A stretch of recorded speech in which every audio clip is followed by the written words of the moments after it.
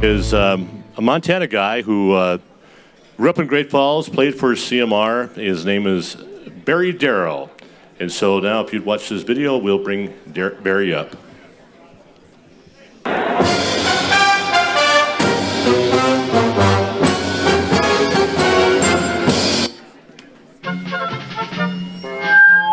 After 2 consecutive losing seasons, the Cleveland Browns faced a huge challenge in 1976. Only the Cardinals' great line protected their passer better than the Browns. They were led by Captain Doug Deacon, number 73, while his partner at tackle was Barry Darrow, number 63. Through it. First down. 7-yard line. It'll be first down and goal to go. Tell you, Robert Jackson and Barry Darrow just did their job. If they handle the defensive front three for the Jets, it could be a good day for Cleveland and a long one for the Jets.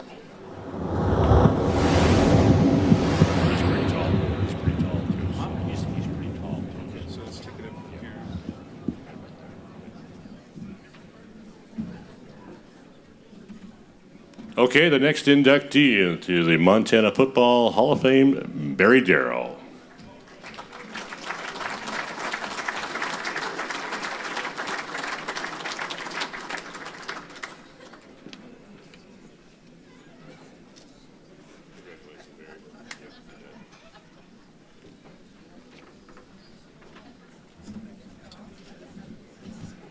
What you just witnessed is one of those not so rare days in Cleveland, Ohio on Lake Erie, where it was 16 below zero. And that wasn't the worst day. But, and actually, it was a great day for me. But going back a little bit, I started out at C.M. Russell High School, as you can read in your program. And very thankful for Sonny Holland, my head coach at CMR, who's here tonight and haven't seen him in 40 years, 50 years. It's great to see him again. Sonny, thank you for starting me at right tackle on your football team. We got something started. So anyway, at Western Montana College was my only scholarship, and George Marinkovich was the coach down there at the time. Had been a Bobcat coach, moved down to Western as the head coach. And he was impressed with me at CMR, so he offered me a scholarship, and it was the only one I got, so I accepted it. And so I went down to Western and earned a starting job. I bulked up to 241 pounds, 6'7", which is, pretty skinny guy.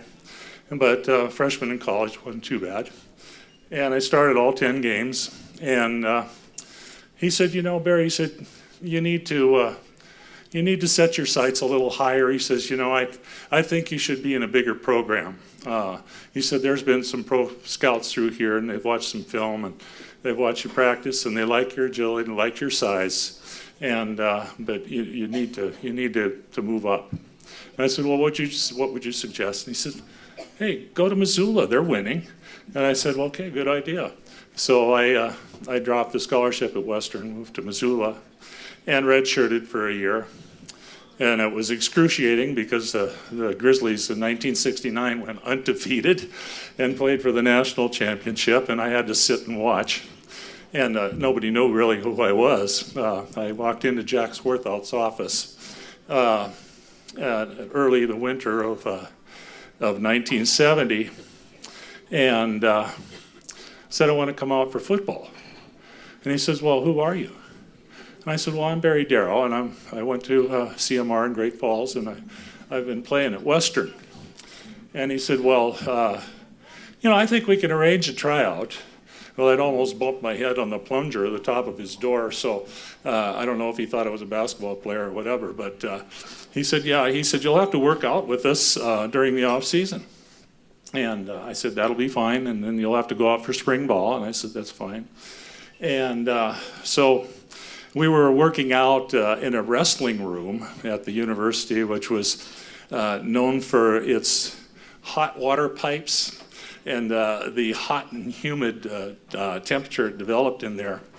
And my first sojourn into that room, I had been working out prior to, asking for a tryout. And I'd gone a little bit hard that morning. And in fact, I remember I was working on the Universal Gym, and I had a chew of Copenhagen in my mouth. And as I went to crack off a bench press, I swallowed it. And I don't know if anybody in here has ever swallowed Copenhagen, but brother, you want to talk about gas, holy mackerel.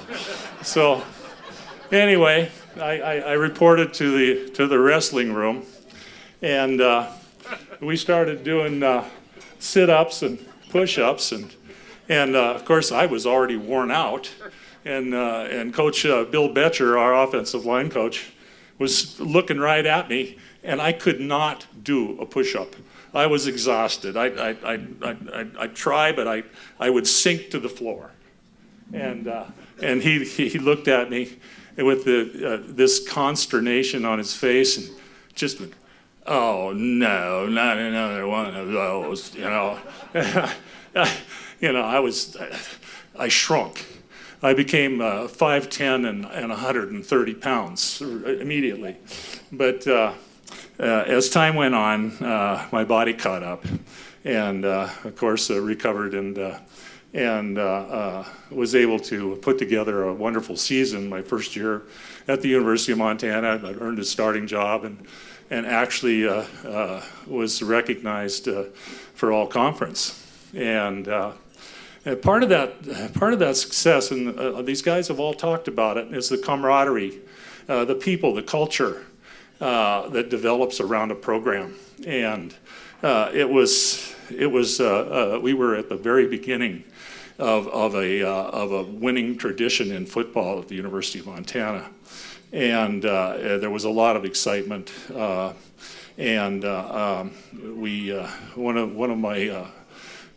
of the things that happened for me that was a real stroke of luck is that we had recruited Steve Okanowski out of he had been at the University of Washington and went to a junior college in Washington, and he came in that winter, and I thought, oh boy, here we go. Here's our right tackle.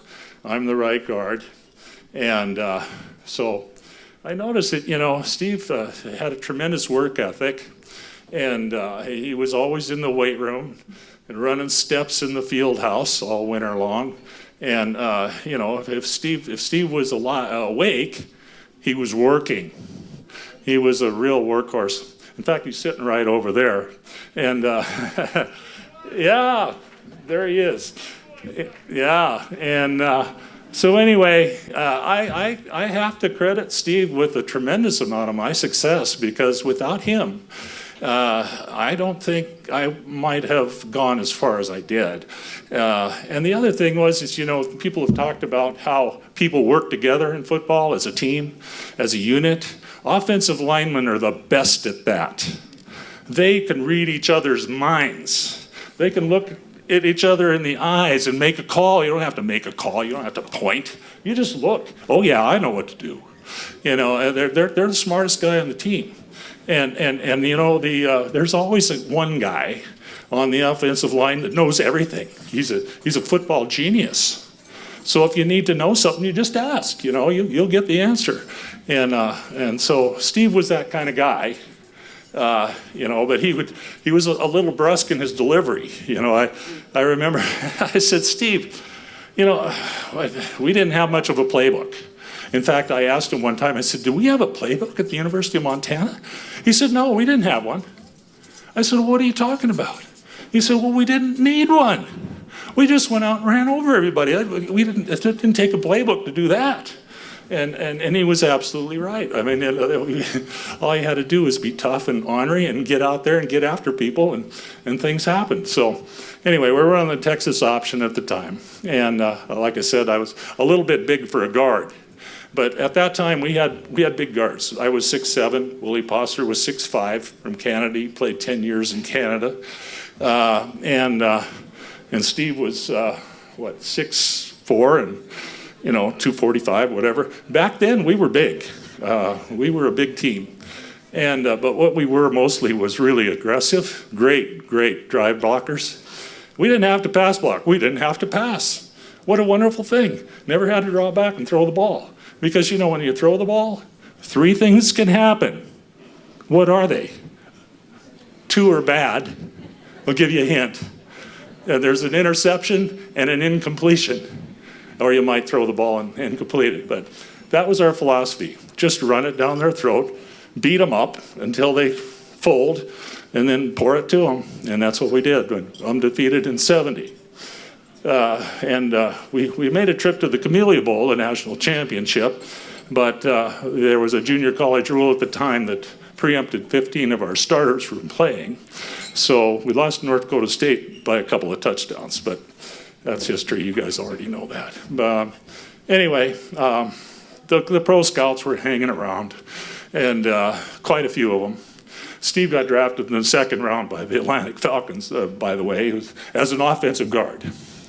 And he quickly turned into a defensive tackle. And the reason was he's tougher than rocks and nails. I mean, you know, you can't move the guy. And he was a headbutt and drive guy. So, you know, he was pushing that offensive guards right into the quarterback's lap. He started out in Buffalo as a defensive player and then went to Green Bay, had his best years at Green Bay. And so I was a year behind, and I got drafted by the Chargers. And that was a very interesting trip.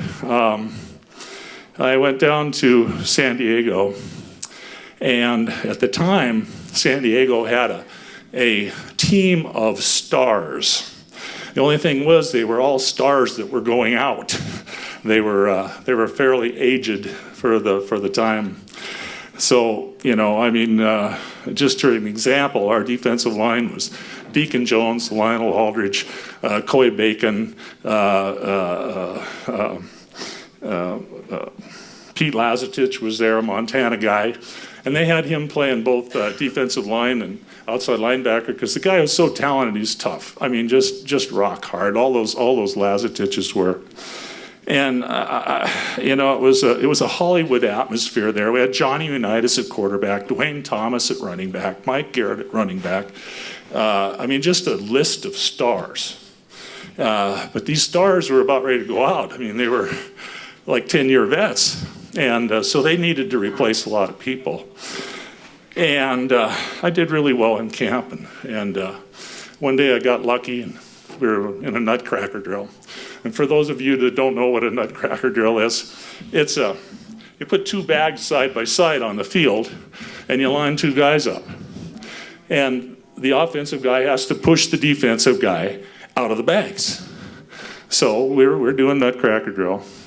And I lined up against Lionel Aldridge, who had been a Green Bay stalwart for many years. And I got lucky, and I planted one under his sternum, carried him 5 yards on my nose, and planted him on his back. And Forrest Gregg looked at Pete Lazatich. He said, "You know, that friend of yours from Montana isn't bashful, is he?" And he said, "No, he's not bashful, not at all." And so anyway, I think that one play probably got me a job in the National Football League, but it didn't happen for another year because in the last scrimmage of the 2-a-day practices, I was playing against Deacon Jones, and Ron East was down inside of the defensive tackle, and my assignment on the play was to drop back, and it was a screen right. And I was to bring the defensive end upfield, lead him inside, and then cut his legs out from under him so he couldn't block the pass. So I went ahead and went through the motions as I turned sideways to the line of scrimmage. Ron East was coming on a deal, which was an X between a defensive end and a tackle. And he ran into my right knee, and it stretched the ligaments. So I spent the next 4 weeks in the training room, and by the time camp was over, I went bye-bye. But Forrest Gregg was impressed with me, and he was an old Packer, 17-year veteran, Hall of Famer, all-pro at 2 positions, offensive guard and offensive tackle. And, you know, he he told me, he says, you know, I think you've got some talent. He said, you know, I'd like to encourage you to keep playing ball. He said, I can get you into a position on a semi-pro team in New York if you want to play the season and then come back. And I said, well, absolutely. Yeah, I'll do that. So I flew out to New York, and I played 9 games for the Yonkers Crusaders in Yonkers, New York. $500 a game. Well, you know, for me, that was good money in those days. And then I went, after that season, went back to San Diego. And by that time, I'd gotten in with the Charger organization fairly well. They arranged for me to get a car and a job, and I worked out at the stadium, and I knew all the guys, and have to thank Pete for that, because Pete gave me immediate acceptance in the Charger team, and so I wasn't really a rookie. I was never treated like a rookie, and I used to go drink beers with the veterans and everything. None of the other rookies got to do that, but Pete always took me along with him. He was great, and we had some stories to tell, which I can't tell in mixed company. So you know, you can imagine, but. With that cast of characters in San Diego, I had a little different view of professional football. In 1974, Forrest called me on the phone, and he said, listen, he said, have you signed with the Chargers? He's going to try to sign you. I said, no, I haven't. And he says, well, I don't want you to. I said, why not? He says, well, I'm going to be somewhere else, and I want to take you with me. And I said, well, yeah. I mean, you know, you get an offer like that, you take it. So that's how I ended up in Cleveland. And Forrest Gregg was the coach there for 4 of the 5 years that I was there. And I ended up being a starter there in 1975. And started through the 1978 season. By that time, we'd had a coaching change. And there was a new rebuilding program going on. And so with the unsurety about my knee problems and that kind of thing, I got traded to New Orleans. And I have to admit, it really it affected me emotionally. And the reason it did is because I had to leave my family in Cleveland. The offensive line that had been brought together by Forrest Gregg. And, you know, I think you saw in the film, it was Doug Deacon from Illinois, Pete Adams from SC, Tom DeLeon from Ohio State and captain under Woody Hayes, and Robert Jackson from Duke, and Barry Darrow from Montana. How did you get here, Barry? How did you get to Cleveland? How did you end up being the starting tackle for the Cleveland Browns with that ugly knee? I said, hey, all you got to do is keep going, knock your head on the door and beat it down if you have to. All you're doing is looking for a job. And you know, I mean, I gained the respect of a lot of people in that organization, which meant a huge amount to me, because the quality of the athletes was world class. And I actually was able to meld in with that group of people, be respected as a starter and as a person, and it meant the world to me. And you know, it was my football family, really.